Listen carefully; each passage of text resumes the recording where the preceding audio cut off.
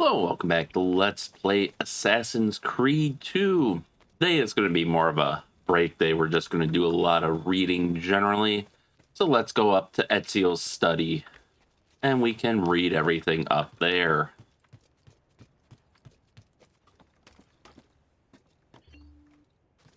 Alright. So, let us read. Now, first off is actually something I had forgotten to read earlier because I missed it when it first came in. And that is a letter from Carlotta Moro.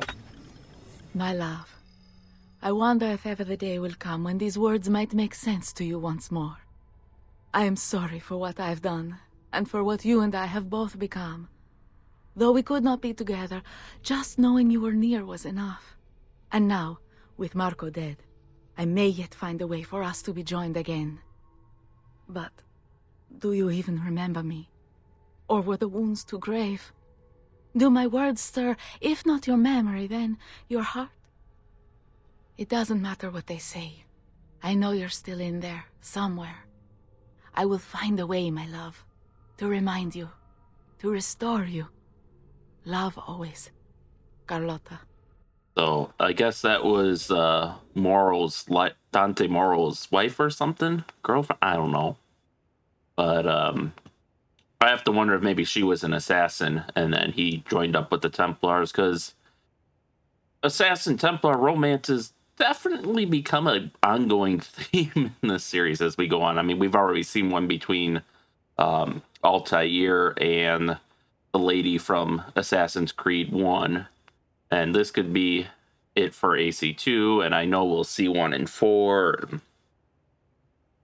In any event, speaking of Altair, let's read the Codex now that we have all of the entries.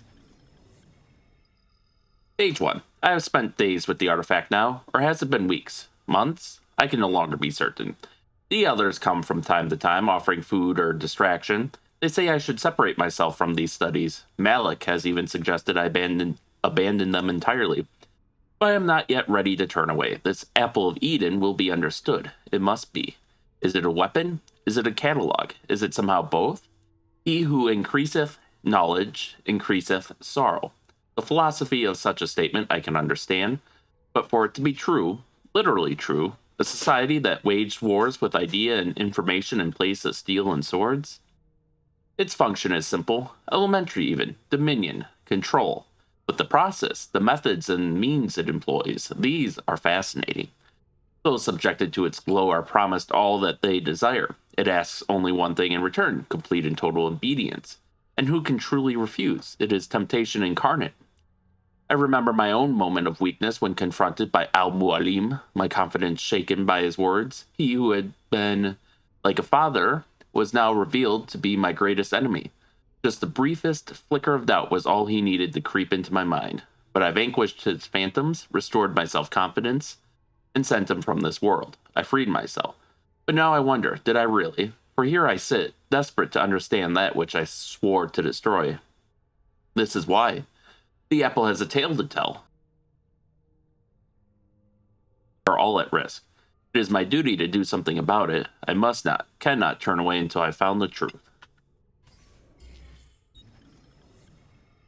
Page 2, no text data, zoom to see image. Zoom. So here we see we got the markings of the assassins there and the Templars there. I assume these are the assassins going out to do battle with the Templars, and that's probably one of the cities, Jerusalem, maybe, that we were fighting over. Page 3, no text data, zoom to see image. This looks like a schematic for the hidden blade. So we got the blade, the sheath, and then this is the casing, and this looks like the mechanism that deploys the blade. Page 4. What follows are 3 great ironies of the Assassin Order. 1. Here we seek to promote peace, but murder is our means. 2. Here we seek to open the minds of men, but require obedience to a master instead of rules. 3. Here we seek to reveal the danger of blind faith, yet we are practitioners ourselves. I have no satisfactory answer to these charges, only possibilities. Do we bend the rules in service to a greater good? And if we do, what does it say of us? That we are liars? That we are frauds? That we are weak? Every moment is spent wrestling with these contradictions, and in spite of all the years I've had to reflect, still I can find no suitable answer, and I fear that one may not exist. Nothing is true, everything is permitted. Does our creed provide the answer then? That one may be two things, opposite in every way simultaneously? And why not? Am I not proof? We of noble intentions possessed of barbaric means? We who celebrate the sanctity of life and then promptly take it from those we deem our enemies? Age 5. Who were the ones that came before? What brought them here? How long ago? Centuries? Millennia? Longer still? So little remains of them. What drove them out? What are these artifacts? Messages in a bottle? Tools left behind to aid and guide us? Or do we fight for control over their refuse, giving divine purpose and meaning to little more than discarded toys? Page 6. Robert de Sabal may be dead, but his brotherhood survives. Though less conspicuous in appearance, I fear they remain a threat. Where once they proudly walked the streets, making for easier targets, now they retreat into the shadows. It grows difficult to track them. What wicked things will they weave in the darkness? Our work will be all the more complicated for it. Already there are rumors of a movement on Cyprus I will have to investigate. It's made me realize that our tactics too must change. It means an end to our fortresses, to our penchant for spectacular displays of public assassinations. We must weave our webs quietly, and we must do so differently than we have in the past. Though I ask my brothers now to abandon the rituals, I do not ask that they abandon the creed. This is what makes us assassins, not the removal of a finger, not a false promise of paradise, not the prohibition of poison. Our duty is to the people, not to custom. If we must sneak, we shall sneak. If we must use poison, we shall use poison. If our blades can be used without removing fingers, we shall not demand they be taken. And we shall not manipulate our initiates with lies and parlor tricks. We shall speak plainly and honestly. We shall be made anew. Page 7. I had thought Ada would be the one to lead me to rest, that I might lay down my blade and live as a normal man, but now I know such dreams are best left to sleep. Her face. I try to banish it from my mind as I remember the days and nights during which I chased her Templar captors across the sea. I almost got to them in time, almost, if I had only been faster. Instead, I held her lifeless body in my arms, saw the terror reflected in her fixed, unblinking eyes. I hunted each man, one by one, until all responsible were gone from the world, but there was no joy in this, no satisfaction or release. Their deaths did not bring her back, did not heal my wounds. After that, I was certain I would never again feel for a woman as I had for her. I am fortunate to have been wrong. Why do our instincts insist on violence? I have studied the interactions between different species. The innate desire to survive seems to demand the death of the other. Why can they not stand hand in hand? So many believe the world was created by the hand of a divine power. I see only the designs of a madman, bent on celebrating destruction and desperation. Our origins seem chaotic, unintended, purpose and being instilled solely by the passage of time, imposed first by nature and later men. Page 9. Over time, any sentence uttered long and loud enough becomes fixed, becomes a truth, provided, of course, you can outlast the dissent and silence your opponents. But should you succeed and remove all challengers, then what remains is, by default, now true. Is it truth in some objective sense? No. But how does one ever achieve an objective point of view? The answer is you don't. It is literally, physically impossible. There are too many variables, too many fields and formulae to consider. We can try, of course, we can inch closer and closer to a revelation, but we'll never reach it, not ever. And so I have realized that so long as the Templars exist, they will attempt to bend reality to their will. They recognize there is no such thing as an absolute truth, or if there is, we are hopelessly under-equipped to recognize it. And so in its place, they seek to create their own explanation. It is the guiding principle of their so-named New World Order. To reshape existence in their own image. It is not about artifacts, not about men. These are merely tools. About concepts. Clever of them. For how does one wage war against a concept? It is a perfect weapon.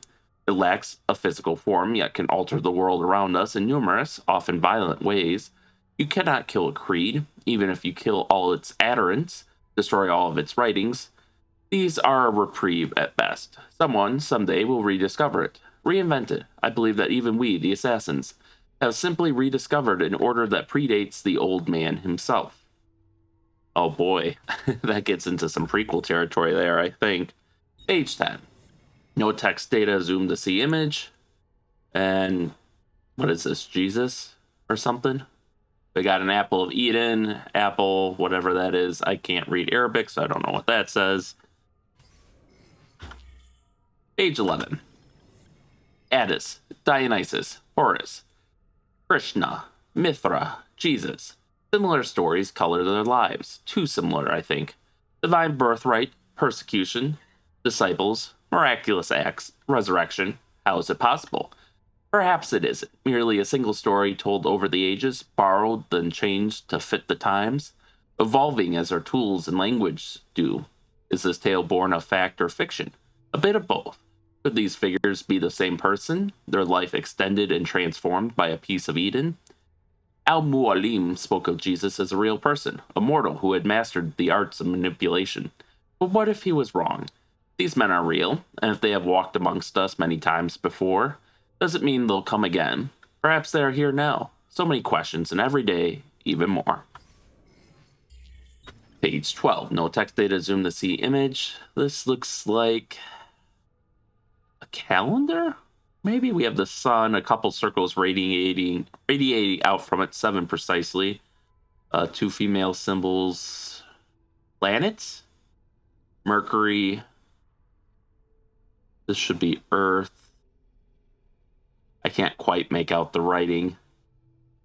Here we have Jupiter. So I guess this is, here we go, cycles of the moon. So this, it's astronomical in nature, and this looks like it could be the solar system, and we have Jupiter there. I don't see, I guess this is, okay, there's Jupiter. So that's extended out. That should be Mars. This should be Earth, Venus, let's see, Mercury, Venus, Earth, Terra, there's Earth. Oh, I think this is supposed to be the moon. They might have that confused. And then we have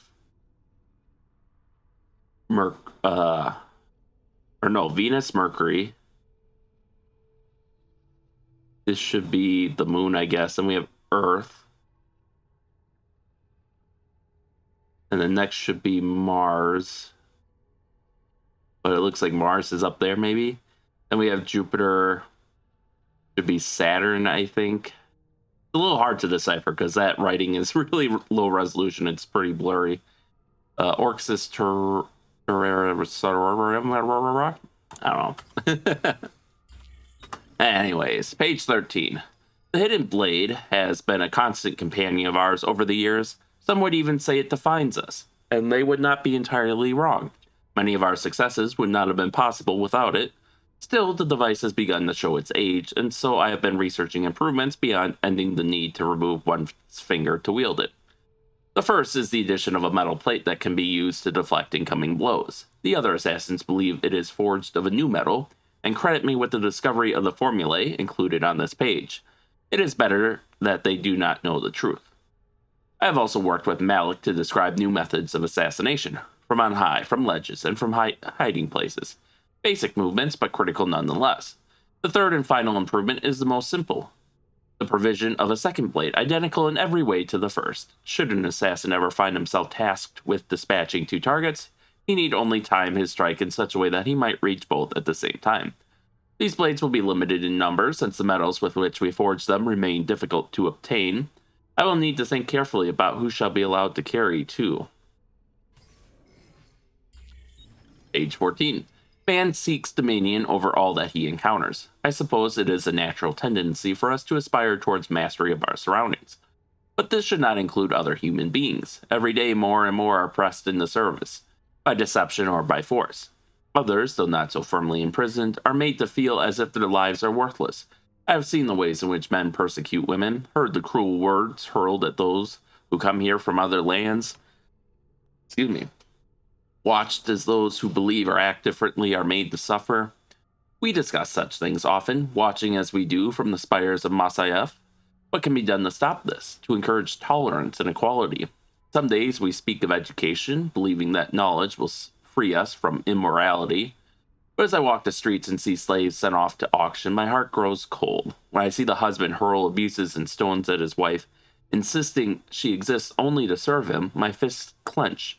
When I see children torn from their parents so that another man might profit, sent off to suffer beneath the desert sun and die. On these days, I do not think that dialogue will make a difference. On these days, I can think only of how the perpetrators need to die. Page 15, no text data, zoom to see image data. Here is the island of Cyprus, Mediterranean Sea. So this is in Italian, I believe, because mare, I think, is the Italian word for sea. Page 16. The apple is more than a catalog of that which precedes us. Within its twisting, sparking innards, I've caught glimpses of what will be. Such a thing should not be possible. Perhaps it isn't. Maybe it is simply a suggestion. How to know? How to be sure? I contemplate the consequences of these visions. Are they images of things to come, or simply the potential for what might be? Can we influence the outcome? Dare we try? And in so doing, do we merely ensure that which we have seen? I am torn, as always, between action and inaction, unclear as to which, if either, will make a difference. Am I even meant to make a difference? Still, I keep this journal. Is that not an attempt to change, or perhaps guarantee what I have seen? Page 17. Of all the things I've seen, none troubles me more than the image of the flames. Pillars so tall they seemed to pierce the heavens. The ground rumbled and shuddered, mountains split and crack. Great metal towers splintered, their innards strewn about the ground, and everywhere there was screaming. A chorus so terrible that even now I feel its echoes still. What is the madness I have seen? Is it them, I wonder, those who came before us? Is this where they went? Into the fire, into the dust? Perhaps this destructive power is what the Templars seek, that they might hold it over us and command devotion. What hope would we have then, if they held such darkness in their hands, that they could murder the world? Page 18. We are obligated to hide, to be silent, to shape the course of history in secret, but some of my brothers and sisters disagree. They grow angry, insisting it is a mistake to shroud ourselves. They say it slows our work, but they do not understand the risks. To expose ourselves now would be too dangerous. I fear we would be branded madmen and attacked. So it goes. So it always has. There is one thing I know for certain, it is that men do not learn by being told. Instead, they must be shown. They must make the connections themselves. If I say unto a man, be kind, be tolerant, be of an open mind, these words will wither and die long before they've effected change. It would be a waste. And so we must maintain our course. Page 19. Legend speaks of a golden fleece. Could the two be related? I have further refined the metallurgic process, allowing for the production of a suit of armor the likes of which the world has never seen. It is possessed of great strength, yet so light as to allow complete freedom. I alternate between wonder and fear. Here we have crafted something that will surely change the face of warfare, making those who wear it nigh invincible. Perhaps it was a mistake to create these pieces. I think it best to erase the formula. What if it were to fall into the hands of our enemies? The risk is too great. So I think what he's talking about there is Damascus steel, which was a steel used in kind of the medieval or early Middle Ages, but no one knows the formula anymore, how they actually did it. Like, we can kind of create imitations, but not the real thing, if memory serves. Let me quick look that up. But I think what he's saying is basically the metal that he retrofitted the hidden blade with, and his suit of armor that we acquired is Damascus steel, which which is a steel of blades, a sword smith in the Near East from ingots of carbon steel imported from southern India or made in production centers in Sri Lanka or at Khorasan, Iran. These swords are characterized by distinctive patterns of banding and mottling, reminiscent of flowing water, sometimes in a ladder or rose pattern. Such blades were reputed to be tough, resistant to shattering, and capable of being honed to a sharp, resilient edge. The term Damascus steel itself likely traces its roots to the medieval city of Damascus, Syria. Yeah. Loss of the technique. Many claim that modern attempts to duplicate the metal have not been entirely successful due to differences in raw materials and manufacturing techniques. However, several individuals in modern times have successfully produced pattern-forming hyperactoid crucible steel with visible carbide banding on the surface consistent with the original Damascus steel. So basically, we did lose it. We reattained the knowledge to make it, but by then it was superseded by other more advanced formulations of steel or even other metals. Page 20. I have studied the ancient pagan faiths that came before this more recent obsession with a single divine creator. They seem to have focused more on the fundamental forces at play in the world around us and less on arbitrary moral rules. The sun rises in the morning and sets in the evening. The tides ebb and flow. Grass grows, withers, dies, and then in time emerges from the ground once more. The air turns warm, then cools, and back again. Some hidden energy keeps us fitted to the ground and pulls us back when we attempt to leave it. Each of these movements was represented before by a god or goddess, each force given a face, but recognized as something distinct and powerful, which is not to say there were not connections between these forces, a pantheon of individual spirits, of rules, invisible hands guiding the progress of the world around us. And so here, there was an attempt to categorize, study, explain, and understand the way things work, even if it was flawed. But no more. Now we are asked to succumb to a far more simplified explanation. How naive to believe there might be a single answer to every question, every mystery, that there exists a lone divine light which rules over all. They say it is a light that brings truth and love.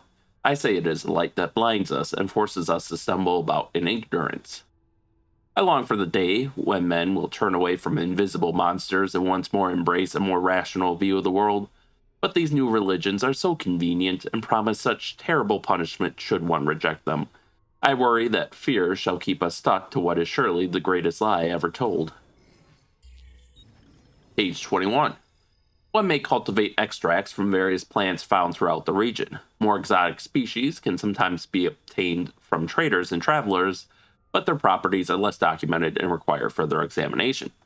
Traditional alchemical implements can be used to distill the poison. Care should be used as certain poisons can be absorbed through exposed skin. Many are those who have lost their lives to carelessness. One's blade should be hollowed according to the specifications listed herein. Deviation may create fractures within the metal, causing the blade to weaken and possibly break. So that's the Codex page that gave us our poison blade. We've seen the others that give us, the ability to block, the ability to use two at once. Page 22. What to make of this map? It appears to contain the entire world, not flat as they claim either, but round, like a ball, like the apple. But how is such a thing even possible? Stranger still are the lands it shows, great patches of the unknown, the unexplored, so many places yet to be discovered. Are there men there? Are they like us? And if not, different how? I should like to know the answers. Perhaps in time I'll have the chance to travel, to chart a course and make my way to these distant lands. Page 23. No text data, zoom to see image data. Okay, so this describes different techniques, like a lot of this seems to be parkour, but like this could be like a tackle assassination, hanging assassination, the ledges takedowns, that sort of thing. Page 24. Some days I miss my family, or at least the thought of them. I never knew my parents well, despite them both having lived within these walls. It was our way. Perhaps they were sad, though they showed no sign. It was not allowed. For my part, so much of my youth was spent in training, there was little time left to reflect upon the separation. And so when they were finally lost to me, it seemed no different than the passing of two strangers. Al-Mualim had been as my father, and his was a weak and dishonest love, though at the time it seemed enough, better even, or so I thought. Someday I will have a child, such is the way of our order, and I will not make the same mistake, nor any who call themselves an assassin. We shall be allowed to love our children and in turn be loved. Al-Mualim believed such attachments would weaken us, cause us to falter when our lives were on the line. But if we truly fight for what is just, does love not make such sacrifice simpler, knowing that we do so for their gain. Page 25. No text data, zoom to see image data. So that's his Templar girlfriend. Page 26. I have the answer now. I know the truth. I shall not touch that wretched thing again. Best that no one do, now or ever. I have tried, at last, to destroy it, but it will neither bend nor break nor melt. Oh, the irony. I am certain if I asked, the apple would tell me what needed to be done, but even this promise is insufficient. Always it holds one more gift to give. I must refrain. So it shall be sealed. We will take it to the island, once theirs, now ours. There is a treasury there, hidden well, and it shall have to suffice. Risky to separate myself from the artifact that others may discover it. Riskier still to keep it close. In time I will be tempted. I am weak. We all are. Who wouldn't be? Oh, the things I have seen. The tale is here, inside the text, not between the lines, but beneath them, where only our eyes might peer. Go and see it for yourself, that you might succeed where I and the others have failed. Time marches on, bringing with it new discoveries and developments. And so, at least one day, in the doorway might be opened and the message delivered. They will have their profit. Page 27. We are growing larger. More make their way to our fortresses every day. Men and women, young and old, from different lands, of different faiths. Each tells a similar story. Of having discovered the first part of our creed, that nothing is true. Too often, though, the revelation undoes them. They lose their morality, certainty, security. Many are driven mad. We must guide them, help them to heal. Their minds must not be filled with more fairy tales, but with knowledge instead. Let them have answers, and let those answers be difficult and complex, such as life. Page 28. Success. We have found the way to alter the structure of the hidden blade so that it could be used to launch small projectiles. It is capable of grievous damage, even from great distance. I confess the means by which I came about the discovery was risky, to say the least, but I found that in small doses and with a focused mind, the apple can be used without ill effect, or so I hope. The knowledge of projectile combat is not new to us, having been observed amongst our eastern neighbors, but their weapons were much larger and insufficient for our needs. I have now found a way to miniaturize their designs, embedding their fiery weapon into a form that can be worn on the wrist. We have also refined the formula for combustible powder such that common ingredients might be used. This is a dangerous bit of knowledge, and it is best shared with only our closest allies. That gave us our wrist gun. Page 29. A dark tide rises to the east, an army of such size and power that all the land is made quick with worry. Their leader is a man named Temujin, who has adopted the title Genghis Khan. He sweeps across the lands, conquering and subsuming all who stand in his way. Whatever his motives, he must be stopped. Were I younger, I might attempt to undertake this work in secret, as I suspect the presence of a piece of Eden. But those days are years gone now. The mantle must be passed. It is time she and I spoke with our sons. We will travel there together, that they may be tested, and that this threat might be stopped. Age 30. Soon I shall pass from this world. It is my time. All the hours of the day are now colored by the thoughts and fears born of this realization. I know that the elements of my body will return to the earth, but what of my consciousness, my identity? That is to say, what of me? I suspect it will end, that there is no next world, nor a return to this one. It will simply be done, forever.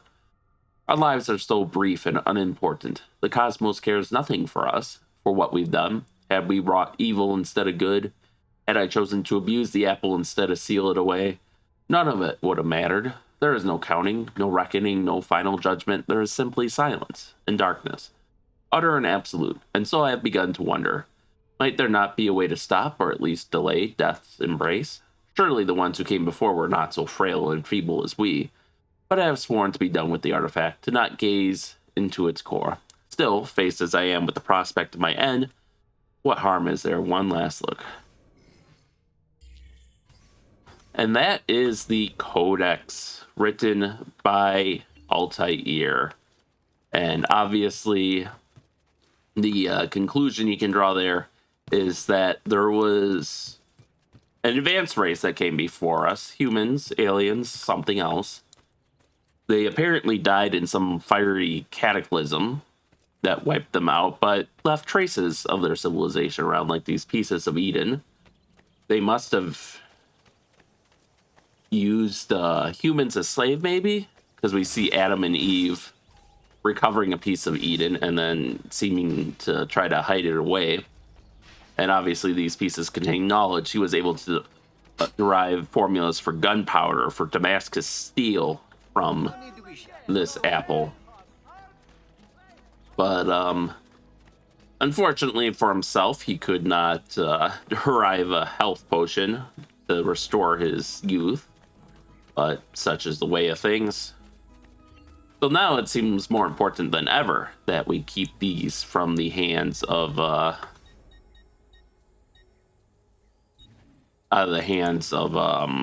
whatchamacallit, the Templars. Because obviously that is a lot of power, a lot of knowledge that is before our time. Let's see, did we get... Okay, so no new side missions here at least. But I think next time what I'll do is... Next time I'll kind of clean up Florence. And we'll probably do a couple missions where we clean up the cities of everywhere we can reach. It looks like there's an area to the south we can't reach, but at the very least, I should be able to pick up all the feathers and chests and get this map cleared off, and we'll probably do that a couple of times. Venice will have some side missions, but then we should be able to be done, and we should be able to finish the story. So with that, and it's just been a while since we've been at Florence as well, so it's kind of nice to see the different outfits and such. So with that, thank you all for watching, and stay tuned for next time, and stay safe out there, and we'll see you then.